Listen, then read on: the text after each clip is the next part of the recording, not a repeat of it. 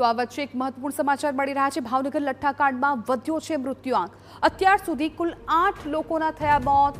31 લોકો વિવિધ જિલ્લાની હોસ્પિટલમાં સારવાર હેઠળ હોવાની જાણકારી। લઠ્ઠાકાંડના તમામ 13 આરોપીઓ 10 દિવસના રિમાન્ડ પર।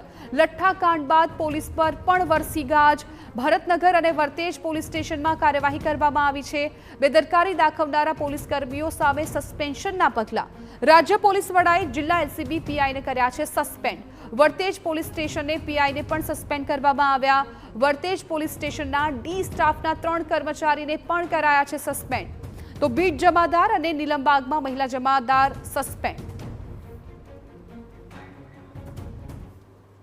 અત્યાર સુધી 8 નાગરિકોના મોત થયેલા છે અને 31 નાગરિકો જિલ્લાની અલગ અલગ હોસ્પિટલોમાં સારવાર લઈ રહેલ છે।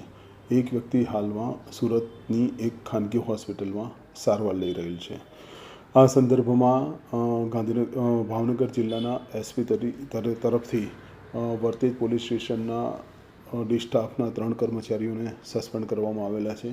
સ્થાનિક જે બીટ જમાદાર છે એમને પણ સસ્પેન્ડ કરવામાં આવેલા છે અને આ ઉપરાંત નીલમબાગ પોલીસ સ્ટેશનના એક મહિલા જમાદાર કક્ષાના અધિકારીને પણ સસ્પેન્ડ કરવામાં આવેલા છે।